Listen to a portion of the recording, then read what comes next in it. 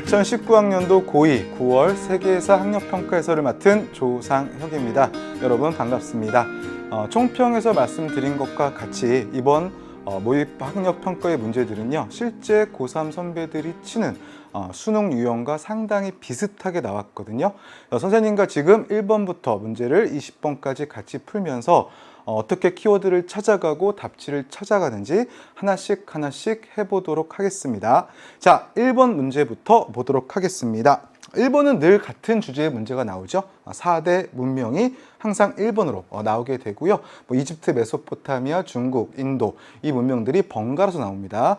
자, 먼저 지문을 통해서 어떤 문명인지 보겠습니다. 여러분 눈에 가장 먼저 띄는 게 뭔가요? 그렇죠. 선생님도 바로 이게 띄네요. 파라오라고 되어 있습니다. 태양신 라의 아들이라는 뜻이죠. 무덤으로 뭘 건설했다? 피라미드를 건설했다라는 거고요. 뒤에는 그냥 설명입니다. 이런 것들에 대한 설명, 피라미드에 대한 설명일 뿐이어가지고요. 특정한 키워드는 없습니다. 즉 파라오와 피라미드 두 가지 키워드만으로 풀어라 라고 얘기를 하죠. 자, 그러면 이 피라미드를 대표하는, 피라미드로 대표되는 고대 문명은 바로 이집트 문명이죠. 특히나 이집트는 폐쇄적 지형으로 국가가 오랫동안 가잖아요. 그것 때문에 죽음과 관련된 문화, 내세적 문화들이 많은 발전을 하게 됩니다. 그래서 무덤에다가 뭘 같이 넣어줘요? 그쵸? 바로 죽은 자를 위한 안내서를 함께 넣어주죠. 요거를 좀 어려운 말로 뭐라고 해요? 죽은 자, 사자. 그치? 사자의 서를 제작한 것도 바로 이 이집트 문명이 되지요. 자, 그러면 정답을 골라보면은 몇 번? 바로 보이네요. 그쵸? 2번. 사자의 서를 제작하였다. 이게 정답이 되는 거죠. 일반적으로는 이렇게 글로 표현되기도 하지만은 그 주요 문화재에 대한 이제 사진으로 더 많이 출제가 되거든요. 그러므로 여러분들은 각 문화재의 사진들도 함께 기억을 해두고 계셔야 됩니다. 자, 그럼 1번부터 오답을 볼게요. 지구라트를 세웠다. 지구라트는 어느 문명일까요? 그렇죠. 메소포타미아 문명이죠. 각 도시에 있었던 신전 이렇게 보시면 됩니다. 베다라는 경전을 만들었다. 경전이란 건 종교와 관련이 있다라는 거죠. 그럼 베다는 바로 브라만교와 관련된 경전입니다. 바로 인도 문명의 주요 내용이 되죠. 3번도 아니고요. 4번 함무라비 법전을 편찬하였다. 함무라비 법전은요, 바빌로니아 왕국의 법전이고요. 이것도 마찬가지로 메소포타미아 지역입니다. 그러므로 4번도 안 되고요. 5번 갑골의 전복의 내용을 기록하였다. 거북의 등껍질이나 배껍질에 글자 새겨서 점친 내용을 기록한 거, 이게 바로 갑골 문이죠. 중국 문명을 대표하는 겁니다. 그러므로 5번도 안 된다. 정답은 2번 이렇게 보시면 되고요. 또 이런 대형 피라미드를 제작하는 과정에서요, 측량 기술 많이 발전하고요. 또 어렵게 나오면은요, 나일강이 여기는 주기적으로 범람을 하거든요. 시기마다 나일강의 수위가 다르기 때문에 날짜를 정확하게 세야 될 필요가 있어요. 그래서 여기는 태양력 사용했다. 이것도 이집트 문명과 관련해서 좀 어렵게 이야기되는 부분들이죠. 자, 그럼 1번까지 해서 여기까지 해서 1번을 풀어봤고요. 자, 2번 넘어가겠습니다. 밑줄 친 나라에 대한 설명으로 옳은 것 물어봤습니다. 황제 나온 거 보고요. 승상 이사 나온 거 보니까 중국사 관련된 내용이네요. 자, 키워드 찾아보겠습니다. 첫 번째 키워드 선생님과 함께 찾아볼까요? 승상 이사 보이고요. 이사는 글을 올려 다음과 같이 말하였다라고 되어 있고요. 저의 업적은 한위를 약화시켰으며 조연을 격파하였고 제와 초나라를 멸망시켜 천자의 나라가 되게 한 것이 첫 번째 죄이다라고 되어 있죠. 세보세요. 몇 개죠? 그렇죠. 6개죠. 6개의 나라를 하나로 통합했다는 의미입니다. 그리고 네 번째, 나의 죄는 도량형의 눈금을 다시 새기고, 이게 좀 번역의 문제이기도 한데요. 이거는 그냥 도량형을 통일했다라고 해석하시면 되고요. 문자를 통일했다. 실제로 이사가 직접 설문해자라는 책을 써서 이제 문자 통일, 설문해자라는 책이에요. 다시 설명할게요. 설문해자라는 책에 이제 이사가 문자 통일하는 그 과정이 자세하게 기록이 되어 있거든요. 그래서 이전까지 각 나라마다 다르게 썼던 문자를 하나로 통일하기도 합니다. 그렇다면 이 나라 딱 한 나라를 가르치고 있죠. 예, 춘추 전국 시대에 분열된 중국을 하나로 통일시켰던 바로 진나라에 대한 이야기가 되죠. 일반적으로는 진의 시황제를 많이 물어보는데요. 여기서는 나라 자체를 물어봤죠. 자, 그럼 1번 시박사를 설치하였다. 시박사는 뭔가요? 그렇죠. 항구에서 무역을 감독하는 관청이죠. 시박사가 설치된 건 당이고요. 그 뒤를 이었던 송원명, 이때까지 모두 시박사가 존재합니다. 자, 2번 과거제를 실시하였다. 이게 아이고 큰일 날 뻔했네요. 이거는 아니죠. 과거제를 실시한 거는요, 당나라 때 처음으로 실시하게 됩니다. 과거제라는 것은요, 과목을 나누어 뽑다란 뜻이에요. 거가 뽑다란 뜻이니까. 자, 이 과거제 같은 경우는 당나라 때 이제 처음 실시가 되고요. 그 이후에 쭉 진행이 되거든요. 그럼 그 이전까지는 관리 어떻게 뽑아요? 그렇죠. 추천을 통해서 주로 뽑습니다. 한나라 때 향거리 선제, 그리고 위진남북조 때 구품중정제, 모두 추천 제도들이죠. 2번도 아니고요. 3번 만리장성을 축조하였다. 이게 바로 정답이 되죠. 왜 축조했죠? 그렇죠. 북쪽에서 내려오는 오랑캐 하나 있었잖아. 흉노, 그들을 막기 위해서 말 타고 못 내려오게 만리장성을 축조한 게 바로 진나라다. 이렇게 보시면 됩니다. 정답은 3번이다. 자, 4번 보겠습니다. 구품중정제를 시행하였다. 조금 전에 얘기했던 게 나왔네. 구품중정제 같은 경우에는 위진남북조 때 관리 선발 제도로서 뛰어난 지방의 인재들을 추천받았던 제도입니다. 자, 유교를 통치 이념으로 삼았다라고 되어 있는데요. 이거는 정확하게 시기가 나와요. 한나라 때입니다. 한나라 때 동중서라는 사람의 권위를 한 무제가 받아들이면서 유교가 국가의 학문으로서 자리매김하게 되죠. 자, 그래서 4번과 5번도 아니다. 이렇게 보시면 되고요. 자, 그 다음 넘어가겠습니다. 3번. 밑줄 친 제국의 문화에 대한 설명으로 옳은 거 물어봤습니다. 이건 인도와 관련된 것들인데요. 한번 키워드 찾아보세요. 그쵸? 놓치기 쉬운 키워드인데 아그라 중요한 키워드입니다. 아그라를 수도로 했다. 각 나라마다 수도로 했던 그 수도, 여러분들이 알아야만 하는 수도들이 있거든요. 그것 중에 하나가 바로 아그라고요. 자, 인도 대부분을 통일했다라는 거 되어 있습니다. 그럼 인도 여러 왕조들 중에 하나겠네. 머릿속에 못 떠오르니 마우리아, 쿠시안, 굽타, 델리 술탄 왕조들, 그리고 그쵸, 무굴 제국 떠올리셔야 되죠. 그런데 딱 보니까는 비이슬람교도 나와 있어. 그럼 이슬람 유입 이후라는 얘기지. 그런데 그들에게 뭘 폐지했다? 인두세, 지지야를 폐지했다라고 되어 있습니다. 이거 언제죠? 그렇죠, 바로 무굴 제국 때죠. 무굴 제국이 번성할 수 있었던 이유, 그치, 종교적 관용책들이지. 심지어 힌두교도들을 주요 관직에 뽑아주거든요. 이것을 했던 황제가 바로 누구지? 그치, 악바르라고도 하죠. 그 황제가 이제 비이슬람 교도에 대한 융합책을 통해서 제국을 튼실한 기반 위에 올려놓게 되죠. 하지만 그 뒤를 이었던 아우랑제부 때 다시 차별 정책으로 돌아서고 힌두교 사원들을 탄압하면서 다시 무굴 제국은 힘이 많이 약해지게 됩니다. 그래서 이거는 무굴과 관련된 이야기구나. 만약 어렵게 나오면 인물 물어보겠지. 아크바르 황제와 관련된 이야기구나 라고 기억을 해주시면 되고요. 그러면 제국을 물어봤으니까 무굴을 찾으시면 되죠. 무굴 때는요, 힌두교와 이슬람 문화가 섞입니다. 그래서 타지마할이라는 이 시대를 대표하는 무덤이 있는데, 이 무덤이 바로 페르시아 양식, 이슬람 양식과 힌두 양식이 섞인 대표적인 건축물로 이야기가 되죠. 그래서 돔 이렇게 있고요. 이슬람 양식, 그 옆에 차두리들 있죠. 이게 바로 힌두교 양식, 이렇게 됩니다. 자, 2번 샤쿤탈라가 저술되었다라고 되어 있습니다. 같이 보고 가죠. 샤쿤탈라, 마누법전 전부 다 이건 굽타와 관련이 있다라는 것들 기억해 주시고요. 영의 개념이 등장했다. 이거는 등장 시점을 정확히는 알 수는 없어요. 하지만 우리가 대략으로 알 수 있는 거는 굽타 왕조 때는 이미 사용되고 있거든요. 그래서 굽타는 무굴 전이잖아. 그러므로 2, 4, 5번은 전부 다 답이 될 수는 없고요. 3번 산치대탑이 축조되었다. 산치대탑은 불교 관련 문화재거든요. 탑이거든요. 이거는 아소카 왕 때 건설이 됩니다. 그럼 무슨 왕조죠? 그렇죠, 바로 마우리아 왕조가 되죠. 그러므로 3번도 안 된다. 정답은 1번이다. 자, 다음 넘어가겠습니다. 4번 가 인물에 대한 설명으로 옳은 거 물어봤습니다. 도전 세계사 골든벨이네요. 자, 이 사람은 평민 출신 장교다라고 되어 있고요. 키워드 나와죠? 프랑스 혁명 당시 쿠데타를 일으켜 총재 정부를 무너뜨리고 스스로 어디 올라가죠? 통령의 자리에 올라가죠. 무슨 정부? 통령 정부. 그리고 프랑스 혁명의 성과를 반영한 법전을 편찬하죠. 이 법전 너무나 유명하죠. 이름 말하면 이미 답이 나오는데, 그치, 나폴레옹 법정이 되겠지. 이후 국민의 지지를 바탕으로 황제에 즉위하죠. 그래서 나폴레옹은요, 긍정과 부정의 평가를 동시에 받는데 혁명의 결과 황제의 자리에 올랐다는 점은 좀 부정적으로 평가를 받기도 합니다. 그래서 가 인물은 모두 나폴레옹을 가르치는 키워드들이다라고 기억해 주시면 되고요. 자, 그러면 하나씩 찾아보겠습니다. 1번 항해법을 제정하였다. 항해법은 영국의 크롬웰이 네덜란드를 견제하기 위해서 제정한 법이고요. 2번 철혈 정책을 추진하였다. 우리는 피와 칼로서 무기로서 통일하겠다. 누구죠? 독일이죠. 비스마르크입니다. 독일의 재상.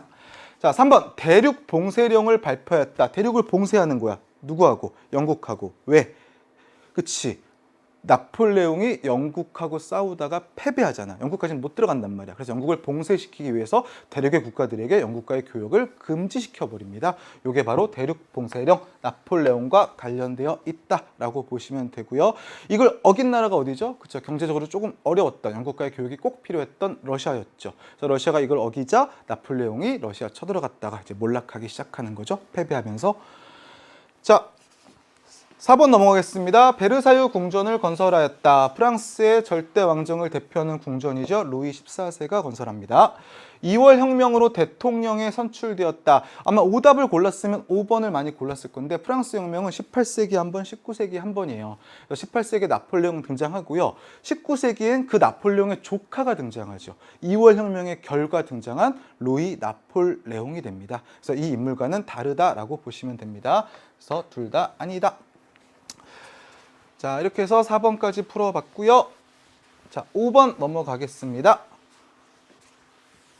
자, 가의 배경으로 옳은 것 물어봤습니다. 이 그림은 교황 클레멘스 5세가 아비뇽으로 향하는 모습을 담은 작품이다. 자, 키워드 첫 줄에 바로 나와버렸죠. 어디를 향하고 있다? 그치, 아비뇽으로 향하고 있다라고 되어 있습니다. 클레멘스 5세는 프랑스 왕 필리프 4세의 지원으로 교황의 자리에 올랐다라고 되어 있습니다. 여기서 키워드 뭘까?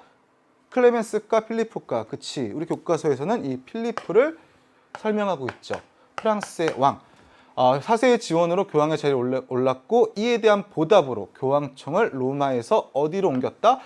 아비뇽으로 옮겼다. 그래서 한동안 교황청이 프랑스 왕의 통제 아래 아비뇽에 머물게 되죠. 이 사건을 우리는 뭐라 불러주냐면 교황청이 아비뇽에 있었던 시기, 아비뇽 유수라고 불러주게 되죠. 하지만 그 이후에 어떻게 되죠? 그쵸, 로마 쪽에서도 다시 교황이 올라오면서 선출되면서 교회의 대분열, 교황이 2명 혹은 3명이었던 시대로 이어지게 되는 거죠. 자, 그러면 아비뇽 유수의 배경은 뭐냐? 왜 필리프 4세가 클레멘스 5세를 지원했느냐? 이건 여러분들이 꼭 알고 가셔야 되죠. 자, 시간이 지내고 중세가 이때는 깨지기 시작하는 시기죠. 중세가 깨졌다라는 것은 교황의 권위가 약해지는 시기예요. 상대적으로 어떻게 해요? 그렇죠. 군주들의 힘이 강해지기 시작해요. 그러면서 기존에 넘겨줬던 권리들을 하나씩 하나씩 되찾아오는 시기이기도 하거든요. 이때 필리포 사제는 뭘 찾아오려고 했어요? 그렇죠. 교회에 세금을 매기는 권리, 과세권을 가져오려고 했죠. 그러니까 당연히 당시 교황이 어떻게 해요? 예, 당시 교황이 이에 대해 반발하고 필리포 4세와 교황이 붙어버린 거예요. 여기에서 군사력을 동원한 필리포 4세가 승리하게 되면서 교황은 물러나게 되고 결국 죽게 되거든요. 사망하고 새롭게 뽑은 교황이 클레멘스 5세가 됩니다. 그러면서 클레멘스 5세는 이후부터 필리포 4세의 통제 아래 들어가게 되는 거죠.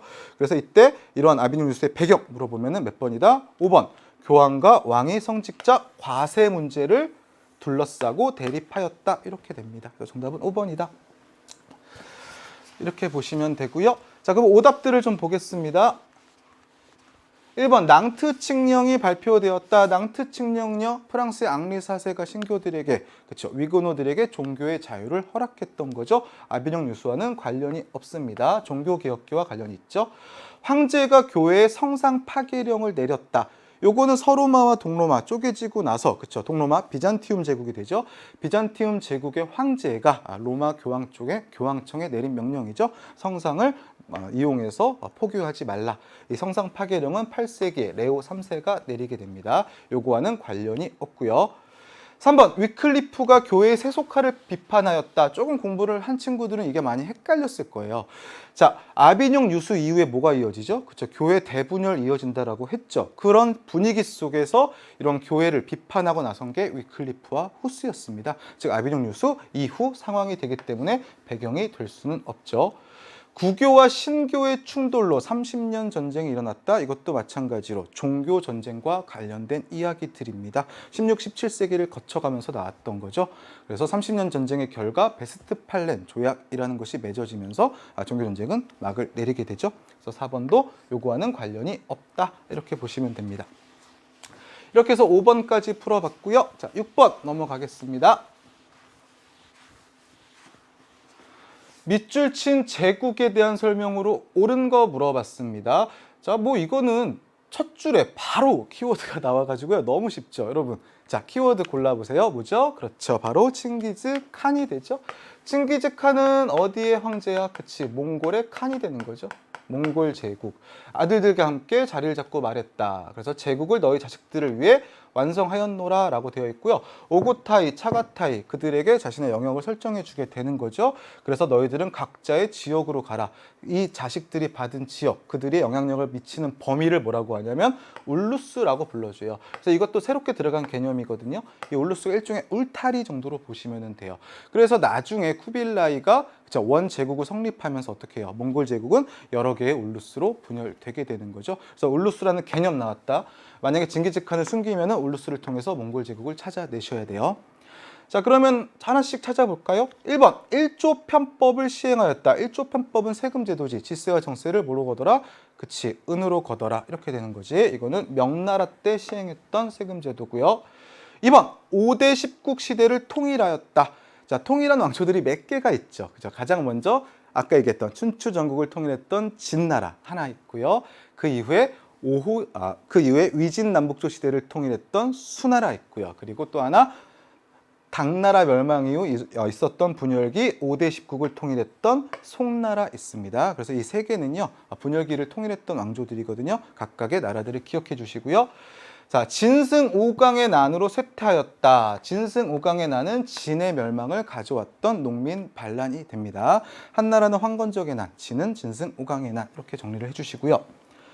자, 4번, 러시아와 네르친스크 조약을 체결하였다. 러시아와 국경선 확정 조약을 맺은 게 바로 네르친스크 조약이고요. 이거는 청나라 때 강희제라는 황제 때 맺어지게 됩니다. 그래서 요건 어렵게 나오면은 네르친스크를 딱 주고서요, 황제를 물어보기도 해요. 네르친스크, 강희제, 그리고 러시아 쪽은 표트르. 이것을 같이 엮어서 기억을 해주고 계셔야 됩니다. 자, 5번, 천호제라는 군사 행정 조직을 운영하였다. 이게 천호제 하나만 딱 띈 건데 100호 천호제예요. 그래서 군사들을 100명 단위, 1000명 단위로 그쵸, 묶어가지고 재편한 거. 이것을 천호 100호제라고 불러주게 됩니다. 자, 이렇게 해서 정답은 5번, 몽골의 군사제도 천호제까지 이야기가 됐고요. 자, 7번 넘어가겠습니다. 가에 들어갈 내용으로 가장 적절한 거 물어봤습니다. 자, 세계사 탐구활동이고요. 이것도 조금 쉽게 나왔죠. 프랑크 왕국을 줘버렸어요. 프랑크 왕국의 성립과 발전. 첫 번째, 그럼 여러 명의 인물들, 4명 정도 떠오르시죠?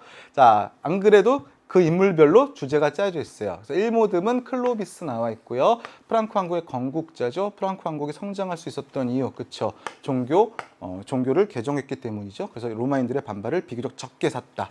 이것이 프랑크 왕국이 발전할 수 있던 원동력이 됐었고요. 자, 2모듬에서는요, 투르푸아티의 전투의 과정을 살펴본다라고 되어 있는데요.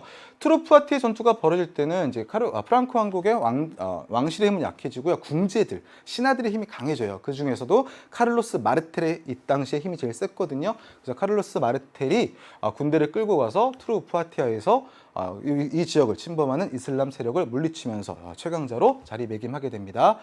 자, 3모듬, 피핀의 활동을 통해 교황령의 기원을 파악한다. 하지만 카를로스 마르텔은 아시죠? 궁지에서 만족했죠. 하지만 그의 아들 피핀은 왕조를 바꾸죠. 스스로 황제의 자리에 올라가죠. 이걸 인정해 준 게 누구야? 교황이야. 그렇기 때문에 뭘 준 거야? 교황령을 준 거야.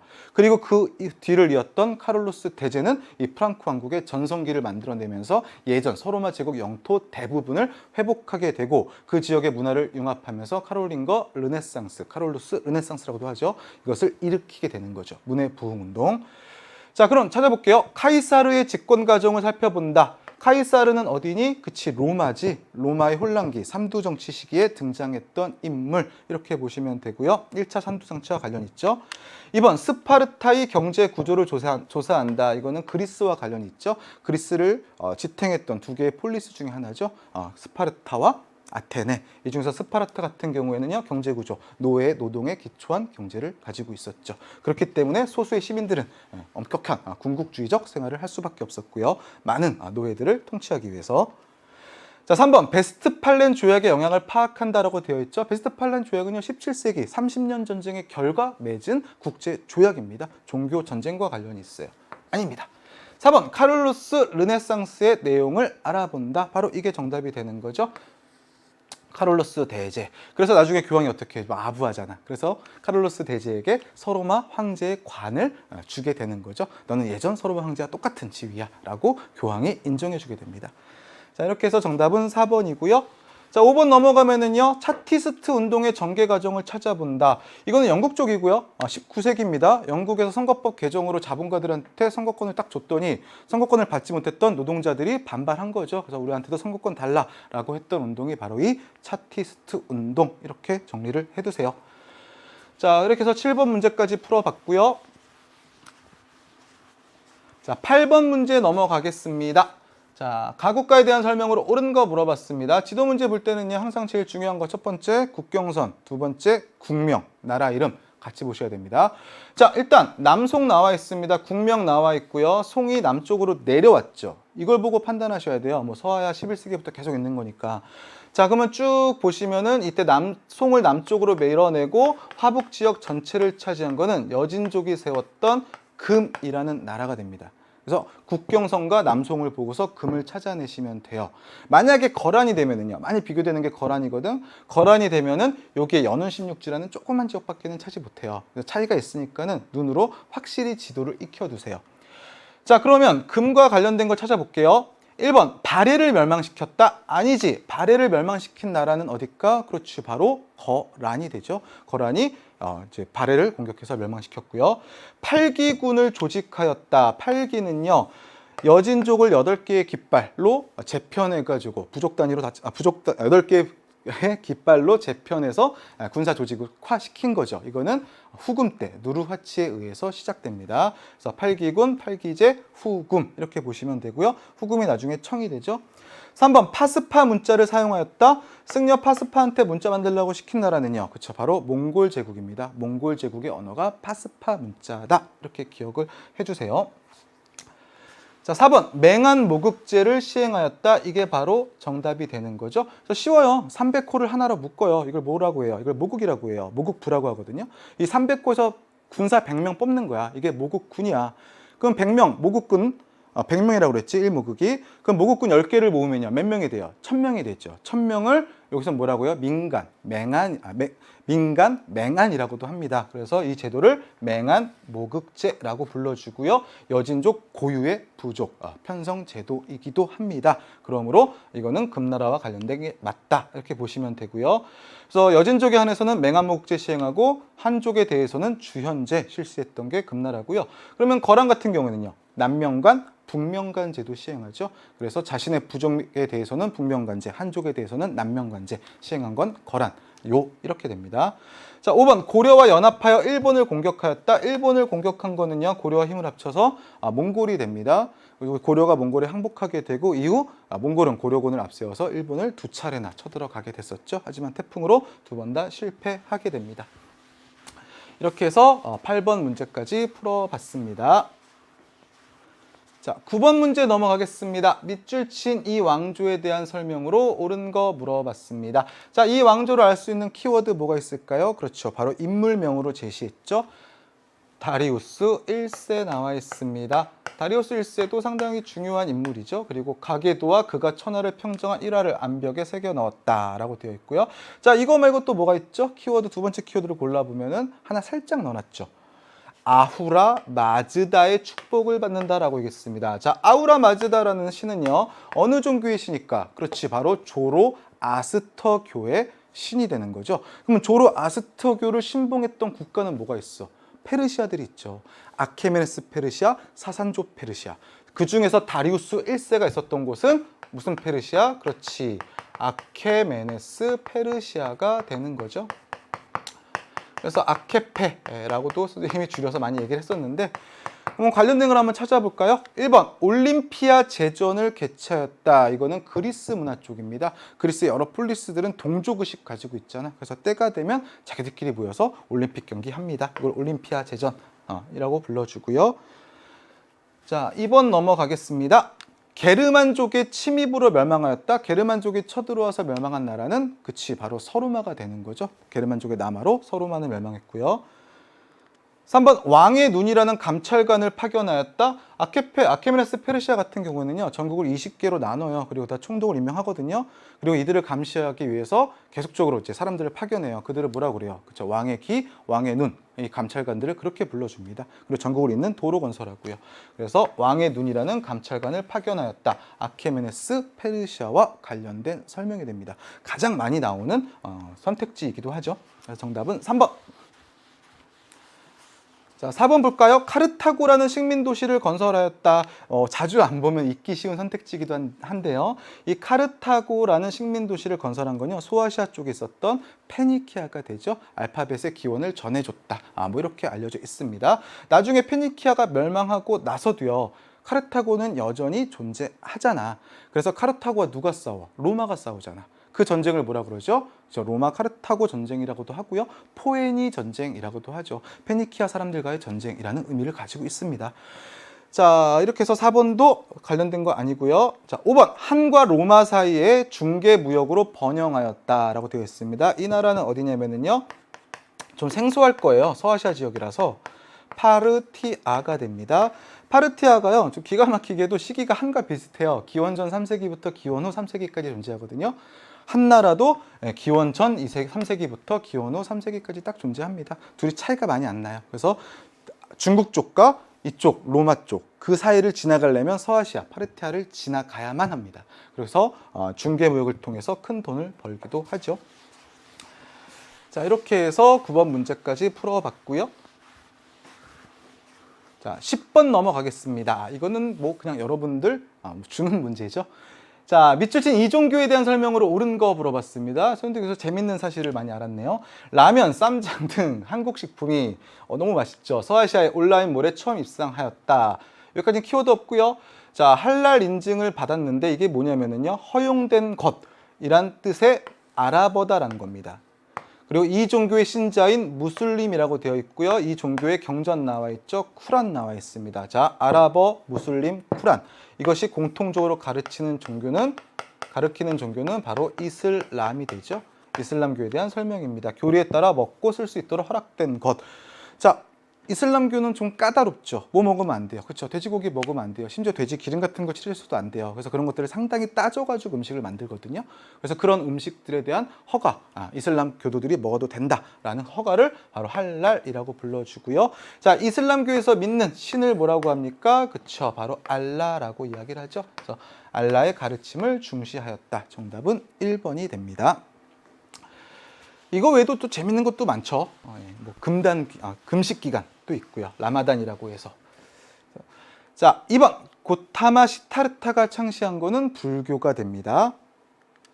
3번 사산왕조 페르시아의 국교였다. 좀 전에 설명했었지. 아케메네스 페르시아나 사산왕조 페르시아나 다 조로아스터교와 관련이 있다라고 얘기했죠. 그래서 사산왕조 페르시아 국교였다. 그쵸? 조로아스터교 생각하시면 되고요. 4번 브라만교의 윤회 사상을 수용하였다. 윤회라는 거면 죽은 다음에 다시 태어난다는 건데 이게 브라만교의 기본 사상이고요. 여기에 영향을 받아가지고요. 자이나교나 불교나 모두 다 윤회 사상 가지고 있습니다. 5번 카스트에 따른 의무 수행을 강조하였다. 카스트라는 것은 인도의 신분 제도죠. 그래서 그 신분에 따라서 해야 될 일이 명확하게 정해져 있다는 거예요. 뛰어넘지 못하죠, 서로들. 이거는 바로 힌두교, 인도 종교에 대한 설명입니다. 이슬람교는요, 신분제도 있어요, 없어요? 없죠. 신 앞에서 평등하다, 평등을 기본으로 하고 있습니다. 그렇기 때문에 인도에 이슬람교 들어갔을 때 북부 지역을 중심으로 이슬람교가 쫙 퍼질 수 있었죠. 자, 이렇게 해서 10번까지 풀어봤고요. 자, 11번 넘어가겠습니다. 가왕조에 대한 설명으로 옳은 것 물어봤습니다. 무려 3점짜리 문제죠. 이 지도는 땡그라미 왕조의 칼리프 나왔네요. 자, 칼리프는 어느 종교와 관련이 있죠? 그렇죠. 이슬람교와 관련이 있죠. 이슬람교의 정치적, 종교적 지도자를 한때 칼리프라고 했었죠. 나중에 뭐 쪼개지긴 하지만 알 만수르가 건설한 수도입니다. 수도인데 무슨 수도야? 바그다드야. 알만스르가 건설했다라고 되어 있죠. 그래서 나중에 여기다 도성관도 짓고 되게 엄청나게 번성을 해요. 그래서 원형 요새의 성벽에 4개의 출입문을 둔 계획 도시다. 유럽과 지중해, 아시아를 잇는 중심에 위치했다라고 되어 있습니다. 자, 2개만 기억해 주세요. 미리 얘기하고 갈게요. 자, 우마이야 왕조가 있고요. 그리고 또 하나가 뭐가 있죠? 아바스 왕조가 있습니다. 이슬람 왕조와 관련해 가지고요. 두 왕조의 수도는 기억해 주세요. 우마이야 왕조의 수도는 어딜까요? 그렇죠. 바로 다마스쿠스입니다.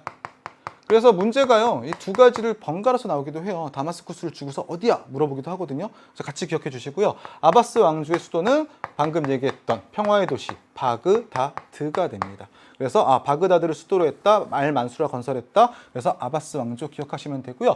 우마이야 왕조는요, 생각보다 오래 못 가요. 그에 비해서 아바스 왕조는 꽤 오랜 기간 동안 존속을 하거든요. 그 결정적인 차이점이 뭘까? 아주 쉬워. 이 아바스 왕조 같은 경우에는요, 생각보다 타 종교에 대해서 상당히 관용적인 모습을 많이 보여주게 됩니다. 그렇기 때문에 이 우마이야 왕조보다는 좀 더 오래 갔다라는 평가를 받기도 하죠. 그래가지고 뭐 이슬람교만 믿으면 모두가 같다, 뭐 이런 이슬람교만 믿으면 모두가 형제다, 같다, 뭐 이런 얘기를 하죠. 자, 그러면 같이 찾아보겠습니다. 1번 12표법을 제정하였다라고 되어 있습니다. 12표법 같은 경우에는요, 로마와 관련이 있죠. 로마의 무승정으로 가는 과정에서, 공화정으로 가는 과정에서 평빈의 권리를 보장하기 위한 법이다라고 알려져 있죠. 예니체리를 창설하였다. 예니체리 같은 경우는요, 오스만 제국의 친위 부대입니다. 술탄 칼리프의 친위 부대거든요. 발칸반도 지역의 크리스트교 아이들을 잡아와가지고 이슬람교로 개종시킨 다음에 이제 오스만의 군대로 삼았던 겁니다. 자, 앙코르와트를 건설하였다. 이번 교과서에서는 이제 앙코르와트가 다 빠졌거든요. 앙코르 왕조가 거의 이제 본문에 없고요. 나중에 특별 자료편에 많이 소개가 되는데요. 이건 동남아시아의 앙코르 왕조 때 건설된 사원입니다. 이름만 기억하고 가세요. 자, 4번 탈라스 전투에서 승리하였다. 자, 중요한 전투죠. 탈라스 전투는 누구와 누가 싸운 걸까? 그렇지, 아바스 왕조와 당나라가 싸운 거다. 이 전투에서 승리를 거둔 게 누구야? 아바스 왕조가 승리를 거둔 거야. 그래서 동서무역의 주도권을 아바스 왕조가 가져가게 되고 한동안 번영의 길을 가게 되는 거죠. 그래서 4번이 정답이 됩니다. 아바스 왕조와 관련된 거.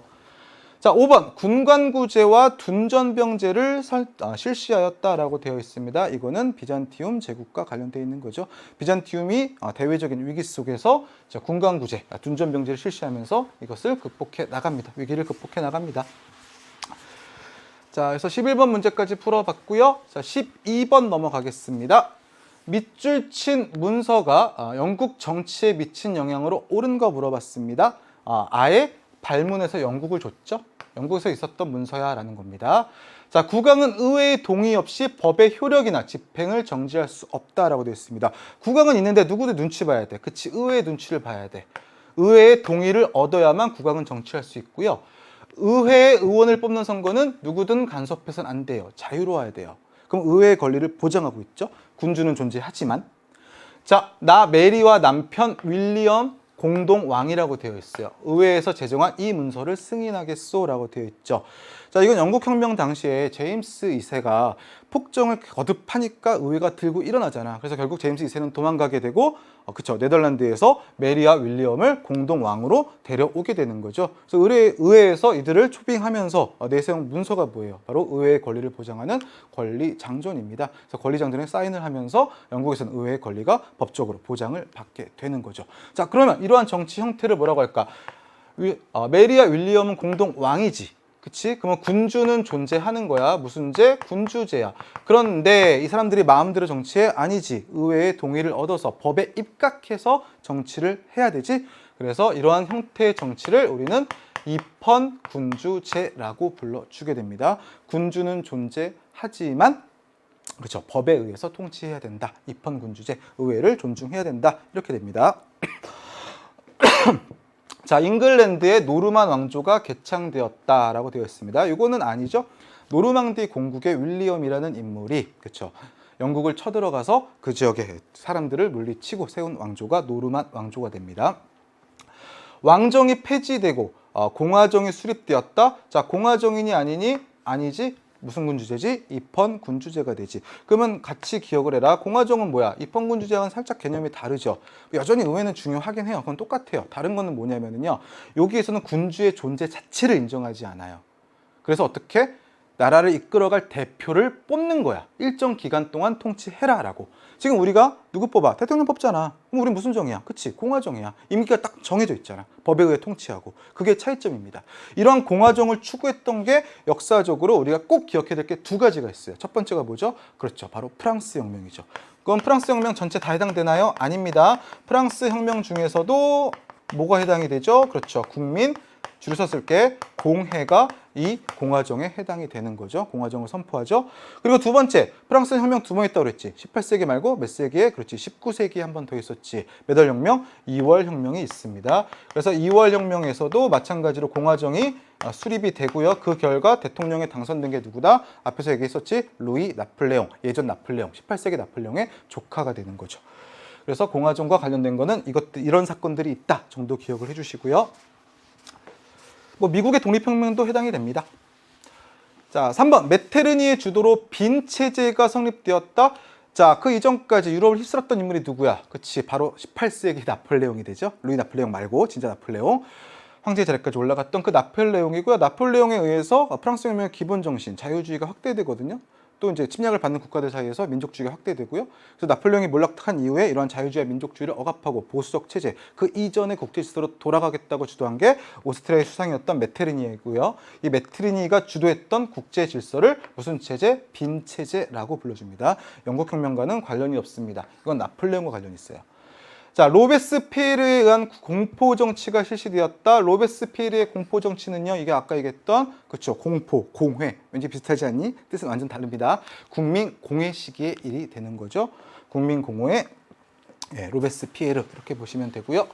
5번 의회가 중심이 되는 입헌 군주제의 토대가 마련되었다. 맞지? 입헌 군주제. 이게 바로 영국혁명의 결과가 됩니다. 그래서 정답은 몇 번이다? 5번이다 라고 되어 있고요. 그럼 입헌군주제와 관련돼 가지고요, 세계사에서 언급되는 나라, 중요하게 언급되는 나라가 어디죠? 일본입니다. 일본의 근대적 개혁, 메이지, 유신도 이런 입헌군주제를 후에 추구하게 되는 거죠. 자, 그러면 13번 문제 넘어가겠습니다.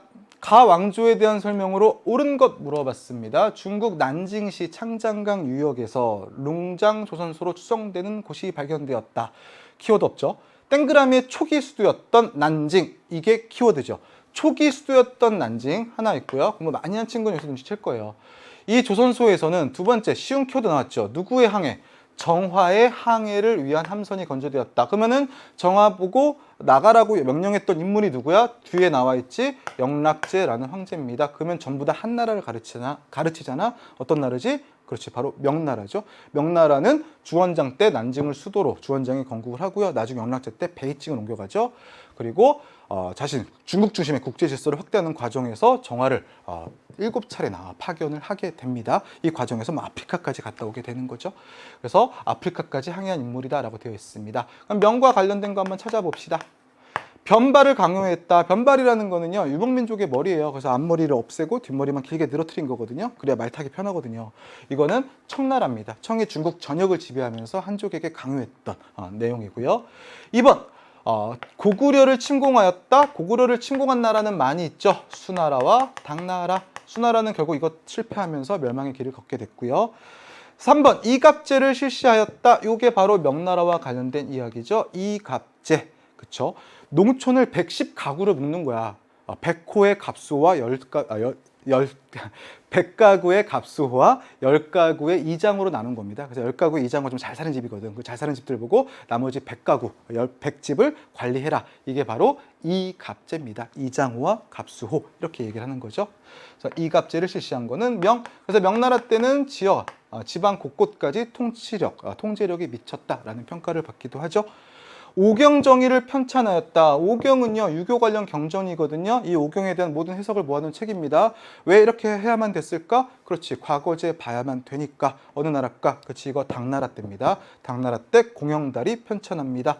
향거리선제, 그쵸, 뽑아가지고 선택하는 겁니다. 누구를? 지방의 인재를 추천받는 거죠. 한나라 때 인재 선발 제도가 됩니다. 그래서 향거리선제까지 모두 봤고요. 요거는 한나라 때다, 당나라 때다. 그러므로 정답은 명명 3번이 되는 거죠.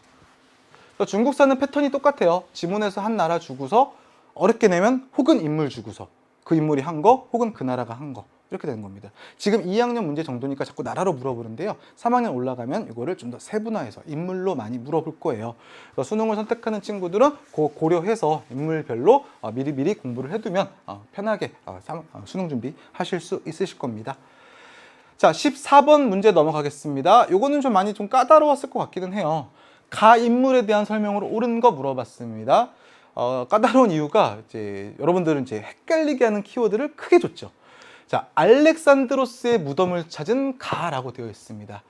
그래서 얼핏 보면 뭐 알렉산드로스 이야기 같아요. 근데 딱 읽어보면은요, 이 그림은 땡그라미가 무슨 해전에서 악티움 해전에서 승리했다라고 되어 있어요. 그러면 이 글의 주체는 누구야? 주어는 악티움 해전에서 승리한 사람이 주어가 되는 거야. 이해되지? 알렉산드로스가 아니야. 그 사람이 이 대왕의 무덤을 방문했다라는 겁니다. 그러면 이 사람은요, 악티움 해전에서 누구랑 싸워? 바로 안토니우스와 싸운 거잖아. 그리고 로마 황제가 된 사람이잖아. 제가 통치하는 정치, 황제의 정치를 연 사람입니다. 이 사람 바로 누구죠? 그렇죠. 옥타비아누스가 되죠. 로마 공화정 말기 그라쿠스 형제 개혁 실패한 다음에 군인 정치가들 등장하면서 두 차례 삼정치 열리잖아요. 첫 번째가 누구예요? 1차 삼정치가 카이사르. 하지만 암살당하죠. 그리고 2차 삼정치, 그의 양자, 그의 후계자였던 옥타비아누스가 성장하게 되죠. 이때 그를 가장 견제했던 인물이 누굽니까? 바로 안토니우스가 됩니다. 이 안토니우스는요, 누구의 지지를 받아? 이집트의 지지를 받잖아. 그래서 이 사람은 로마에 없어요. 맨날 이집트가 있어요. 또 이집트에 누구 있어요? 클레오파트라 있잖아. 그래서 이 연합군을 물리친 게 바로 무슨 해전이야? 악티움 해전이 되는 거야. 그래서 안토니우스 세력을 물리치면서 2차 삼두 정치를 끝내고 권력을 독차지할 수 있었거든요. 그래서 공화정에서 아부하는 거지. 뭐라 그래? 옥타비아누스한테 당신은 그쵸, 아우구스투스입니다. 그쵸, 존엄한 자입니다. 라는 칭호를 딱 주니까 스스로 뭐라고 합니까? 나는 로마의 제1시민이다 라고 이야기를 하는 거지. 그래서 정답은 뭐야? 1번 프린캡스, 로마의 제1시민이다. 이게 답이 되는 거죠. 이해되시죠? 그래서 프린케스, 아우구스투스 다 이 한 명에게 한 명을 지칭하는 용어가 됩니다. 옥타비아누스를. 그래서 정답 골라봤고요. 자, 밀라노 칙령을 공포하였다. 이거는 크리스티고를 믿어도 된다라고 이렇게 인정을 해준 거죠. 로마, 그쵸. 제정 말기, 제정이 혼란할 때 등장했던 거고요. 누굴까요? 그쵸. 콘스탄티누스 대제 황제 때죠. 도편 추방제를 마련하였다. 이거는 도편 추방제는 아테네의 독재자를 막기 위한 제도였죠. 누굴까요? 클레스테네스. 호르텐시우스법을 제정하였다. 호르텐시우스법, 리키니우스법 이거 전부 다요. 뭐 이건 인물로 연결이 안 돼요. 이거는 전부 다 로마 공화정의 성립기에 나왔던 법들이다. 이렇게 한 번에 엮어서 기억하시라고 했었죠. 그래서 제정을 열었던 옥타비아누스와는 전혀 관련이 없는 내용이다라고 보시면 되고요. 제국을 사분할하여 통치하였다라고 되어 있습니다. 요거는 로마 제정 말기에 가서 로마 제정이 흔들리니까 그 원인은 어디서 찾아요? 그렇죠? 로마가 너무 넓다라고 해서 어떡하죠? 그렇죠. 로마를 4개로 쪼개서 통치하는 시대가 한동안 열리게 되죠. 바로 그 얘기입니다. 하지만 요거는 로마 제정을 시작하는 그 시기의 이야기가 되고요. 옥타비아누스와는 관련이 없죠. 자, 15번 넘어가겠습니다. 수행평가 보고서입니다. 영국 왕이 프랑스 왕위 계승권을 주장하였다. 땡그라미 전쟁이라고 나와 있죠. 영국과 프랑스가 어느 지방에 대한 플랑드르 지방에 대한 지배권을 놓고 대립하였다라고 되어 있습니다. 키워드 찾아볼까요? 왕위 계승권을 주장합니다. 누구와 누구? 영국 왕이 프랑스 왕위 계승권 주장하고 있고요. 두 번째, 어느 지방에 대해서 어느 지방을 놓고 싸우고 있죠? 플랑드르 지방을 놓고 싸우고 있죠. 여기가 모직물 산업으로 상당히 유명한 곳이거든요. 당연히 어디 있겠어요? 프랑스 땅에 있어요. 근데 이거 주인 누굴까? 영국 거야. 그치, 프랑스 땅에 있는 땅 안에 있는 프랑스 영역 안에 있는 영국 영토가 되는 거예요. 이러한 분위기 속에서 프랑스 왕이었던 샤를 4세가 죽어요. 후계자 없이. 그래서 조카를 새로 임명하거든요. 다음 후계자로 임명을 받거든요. 그러니까는 뭐라고 그래요? 그렇죠? 당시 영국 왕이었던 에드워드 3세가 내 엄마가 바로 샤를 4세의 누나다. 서로 관계가 있다. 내가 다음 프랑스 왕이 될 자격이 있다라고 하면서 끼어든 거예요. 하지만 결국에 무시당하죠. 안 되죠? 이런 분위기 속에서 프랑스가 어떻게 해요? 영국이 가지고 있던 플랑드르 지방을 공격하면서 영국과 프랑스 간의 전쟁이 딱 터진 거예요. 무려 몇 년 동안? 그렇죠. 100여 년이 넘는 시간 동안. 그래서 이 전쟁을 뭐라고 할까요? 백년 전쟁이라고 불러주게 되는 겁니다. 그래서 백년 전쟁의 과정에서 처음엔 누가 이기죠? 그렇죠. 영국이 유세하게 가다가요. 프랑스 쪽에서 누가 등장합니까? 잔다르크라는 여인이 등장하죠. 신의 계시를 받았다라고 알려져 있는데 이 잔다르크의 활약을 통해 가지고 프랑스가 전세를 역전하게 되고 결국 프랑스의 승리로 막을 내리게 됩니다. 이후 영국에서는요. 한 번 더 전쟁이 일어나죠. 그렇죠. 왕의 계승권을 놓고서 귀족 가문들 간의 전쟁이 벌어지면서 귀족들이 몰락하게 되고 왕권이 비교적 강해질 수 있는 계기가 마련됐고요. 자, 그리고 프랑스 역시도 마찬가지입니다. 그렇죠. 귀족 전쟁 기간 동안에 많은 귀족들이 몰락하면서 자연스럽게 중앙 집권 국가 왕권이 강화되는 계기가 되죠. 그래서 둘 다 무슨 왕정으로 넘어가게 되죠. 이후에 절대 왕정의 토대를 마련했다라는 평가를 받는 전쟁이기도 합니다.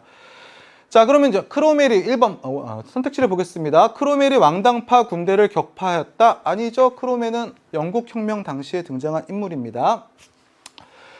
1번 아니고요. 2번 잔다르크가 참전하여 전세가 바뀌었다. 그렇죠. 프랑스의 승리를 가져왔던 인물이다. 그 정답은 2번 이렇게 보시면 되고요.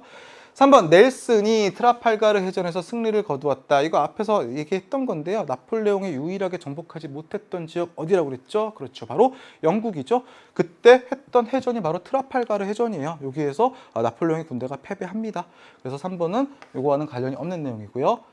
4번 워싱턴이 요크타운 전투에서 영국군을 물리쳤다. 워싱턴 어디 사람이죠? 미국 사람이죠. 미국의 독립전쟁을 끌었던 인물입니다. 그래서 미국 독립전쟁과 관련된 내용이다 보시면 되고요.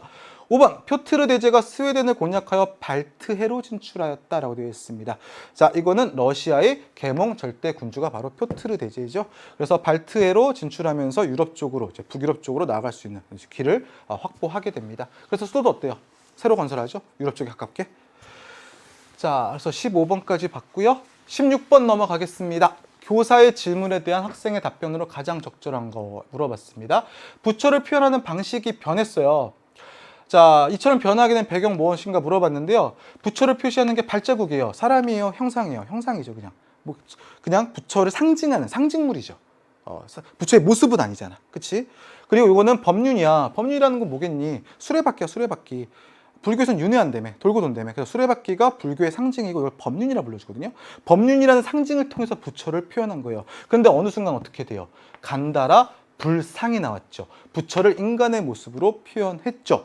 그 이유가 뭘까요? 당시 인도 지역의 헬레니즘 문화, 그쵸? 그리스의 문화가 넘어왔기 때문이죠. 누구 때문에? 그쵸? 알렉산드로스 대왕의 원정. 그 과정에서 전해지게 되는 겁니다. 그 핵심 지역이 바로 어디입니까? 바로 간다라가 되는 거죠. 자, 그래서 이것을 무슨 미술 양식? 간다라 미술 양식이라고 불러줍니다. 그래서 이때부터 부처님이 인간의 모습을 하기 시작해요. 하지만 중요한 건 서양의 영향을 받았기 때문에 얼굴 모양, 옷주름 다 어디식? 그치, 서양식이야. 초창기에는. 하지만 나중에 인도 문화가 발전하면서 인도 고유의 문화를 강조하는 시기가 오지. 무슨 왕조 때? 굽타 왕조 때. 그래서 이때는 어떻게? 얼굴 모양, 옷주름이 인도식으로 바뀌어요. 그걸 무슨 양식? 굽타 양식이라고 불러줍니다. 그래서 두 개 같이 비교해보고 가시고요. 굽타 양식이 나타났어요? 아닙니다. 이거는 간다라 이후 양식이 되고요. 자이나교가 등장했어요. 자이나교는 불교와 거의 비슷한 시기에 등장을 한 겁니다. 그래서 이거는 브라만교에 대한 반발로 등장했던 종교가 되고요. 상관없습니다. 델리 술탄 왕조가 세워졌어요. 델리 술탄 왕조라는 거는 뭐예요? 그렇죠? 이슬람이 인도 지역으로 들어오잖아. 그래서 델리 지역을 수도로 해서 5개의 이슬람 왕조가 들어서요. 그 왕조들을 합쳐서 델리 술탄 왕조라고 불러주고요. 이 시대가 지나가고 무굴 제국 시대가 열리게 되는 겁니다. 관련이 없습니다.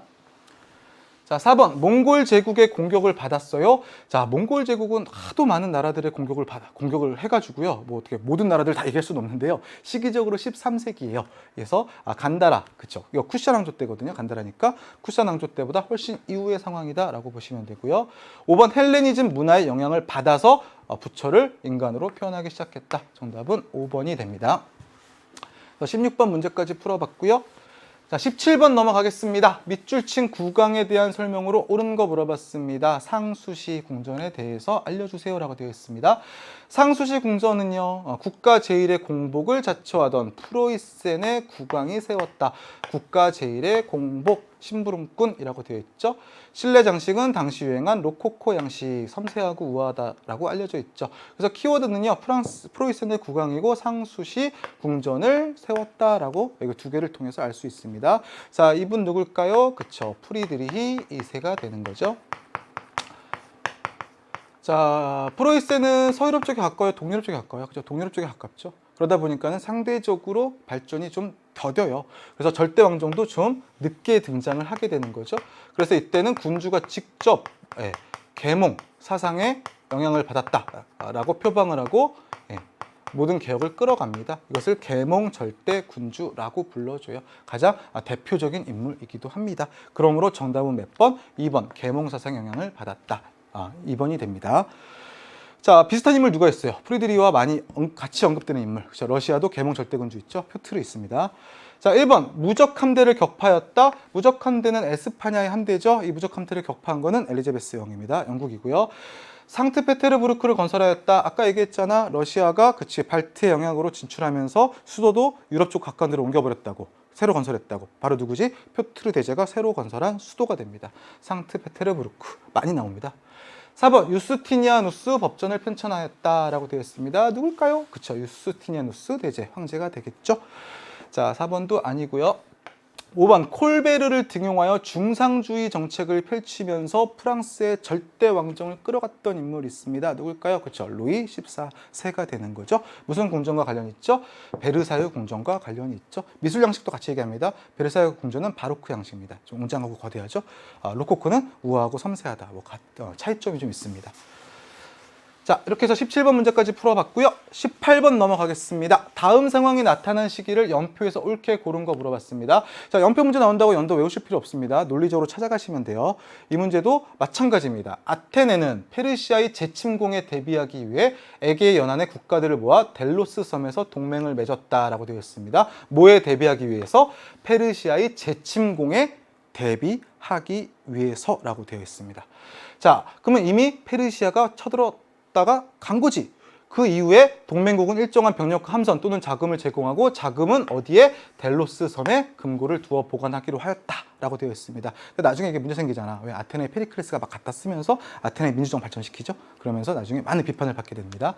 자, 아무튼 페르시아가 침공합니다. 그 전쟁을 뭐라고 하죠? 그리스 페르시아 전쟁이라고 하죠. 무려 3차례나 거쳐서 있습니다. 그중에 2차 전쟁 때 가장 유명한 전투가 하나 있습니다. 그게 뭘까요? 그쵸, 마라톤 전투가 됩니다. 페르시아 군대가 마라톤으로 와가지고 주둔을 해요. 그래서 그리스가 1만의 중장 보병이 출동을 해서 이들을 막거든요. 그래서 이때 그리스가 승리하면서 그리스 세계를 지켜냈다라는 평가를 받게 됩니다. 그러면 당연히도 이 동맹은요, 마라톤 전투 이후 상황이 되는 거죠. 그리스 페르시아 전쟁이 끝난 이유가 되는 겁니다. 그러므로 정답은 어디? 나가 되는 거죠. 그래서 나중에 금고의 돈을 마음대로 걷다 쓰다가 거기다 가장 강력하게 반발한 게 누구예요? 그렇죠. 가장 강력한 라이벌이었던 스파르타죠. 그래서 스파르타가 자신의 동맹, 펠로폰네소스 동맹을 정비하고 이 동맹 세력을 모아서 아테네와 싸우게 됩니다. 그 전쟁이 펠로폰네소스 전쟁이 되는 거죠. 그래서 마라톤 전투와 펠로폰네소스 전쟁 사이에 델로스 동맹이 체결되었다라고 보시면 됩니다. 자, 19번 넘어가겠습니다. 밑줄 친 이 시대에 있었던 사실로 옳은 거 물어봤습니다. 선생님이 홈페이지에서 살짝 봤어요. 뭘 봤냐면은 오답률을 좀 봤거든요. 근데 희한하게도 이제 뭐 3학년도 그렇고 2학년도 그렇고 일본사를 많이 좀 놓치더라고요. 너무 어려워하지 마시고요. 일본은 시대별로만 구분 딱 해주시면 돼요. 시대를 특징하는 키워드들이 있어요. 이것도 마찬가지입니다. 이 시대에는 수도 헤이조쿄예요. 수도 외우면 돼. 일본의 수도 중에 여러분 기억해야 될 게 헤이조쿄와 헤이안쿄예요. 헤이조쿄를 수도로 삼았던 시대가 무슨 시대냐면은 일본의 나라 시대고요. 일본의 군주, 천황의 권한이 비교적 강했던 시대입니다. 그 이후에 헤이안쿄로 옮기거든요. 그 헤이안쿄가 지금의 교토가 되는데 그때부터를 무슨 시대라고 할까? 헤이안 시대라고 불러주고요. 나라 시대 생각보다 짧아요. 710년에서 794년. 그렇죠. 8세기. 딱 8세기에 거의 해당이 됩니다. 헤이안 시대는 좀 길게 가죠. 8세기부터. 자, 그러면 이 나라 시대 때 있었던 대표적인 일들이 뭐가 있을까요? 도다이사 대불 있습니다. 천황권이 강했고요. 불교 장려하거든요. 그래서 국가적 차원에서 대규모 사찰들이 많이 세워져요. 그 중에 하나가 바로 도다이사 고요. 여기에 만들어 놓은 부처님, 큰 부처님을 대불이라고 합니다. 그래서 요거를 보고서 헤이조쿄 도다에서 대불을 보고서 나라 시대 찾으시면 되고요.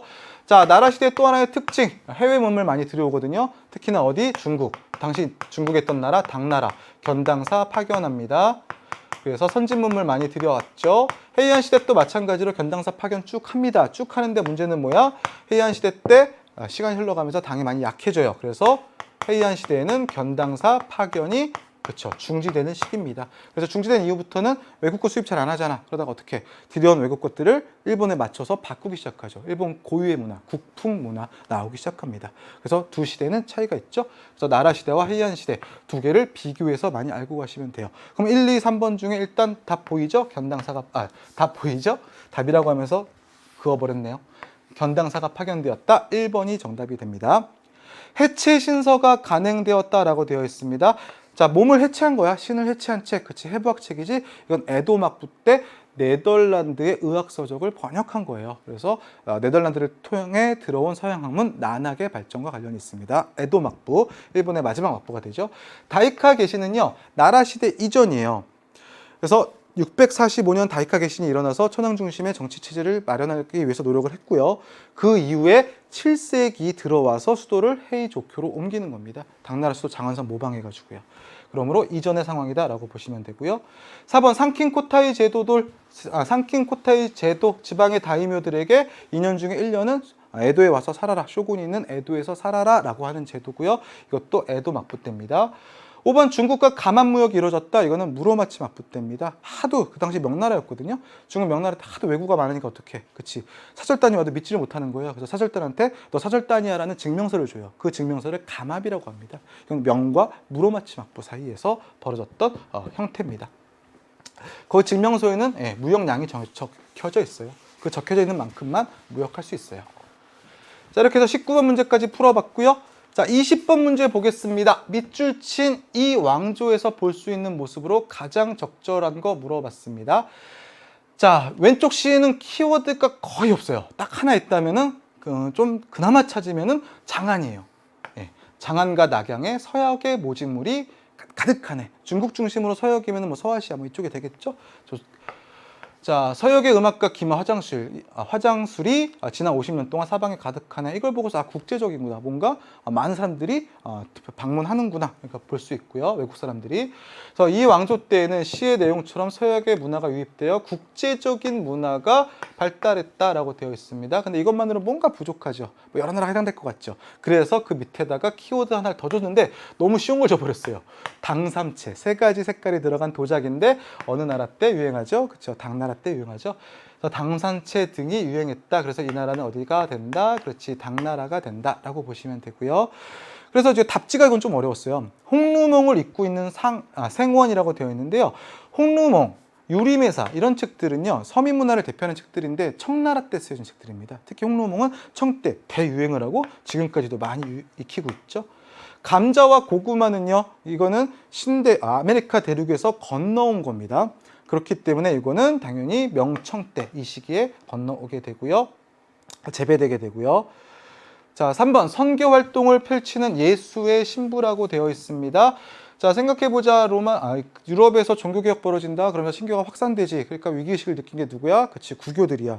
그래서 구교에서는요, 예수회라는 단체를 로욜라라는 사람이 만들어서 아시아 지역 그리고 아메리카 대륙 지역에 이러한 카톨릭을 퍼뜨리기 위한 여러 가지 선교 활동들을 하기 시작합니다. 그 단체가 바로 예수회고요. 주로 명청 때 옵니다. 두 인물 기억하셔야 돼요. 명 때 마테오 리치, 청 때 아담 샬. 가장 핵심적인 인물들입니다. 4번 조로아스터교 사원에 참배하는 상이라 되어 있습니다. 조로아스터교 이 당시에 볼 수 있습니다. 당나라 수도 장안에는요, 3개의 종교 사원들이 다 모여 있습니다. 그래서 조로아스터교 사원도 당나라 수도 장안에서는 있었다. 같이 기억을 해주세요. 이것은 국제적인 문화를 보여줍니다. 5번 물건값을 교자로 받는 도자기 판매상. 자, 교자는 어느 나라 때 쓰이지? 그치, 송나라 때다. 교자, 회자, 송, 교초, 원나라. 그리고 보초랑 은, 명나라. 이렇게 기억을 해주시면 돼요. 이렇게까지 하면 20번까지의 문제를 모두 풀어봤습니다. 그래서 중국사는 뭐 전형적이죠. 중국 나라 주고서 혹은 인물 주고서 해당되는 거 뭐냐. 근데 서양사는 좀 다르죠. 시기를 많이 물어봐요. 그럼 여러분 공부 방향 잡히겠죠? 서양사는 시기를 항상 염두에 두면서 공부하시라. 그러면서 11월 모의고사를 한 번 더 테스트해 보시라. 그러면 여러분들 내년 수능 선택하실 때 큰 도움이 되실 겁니다.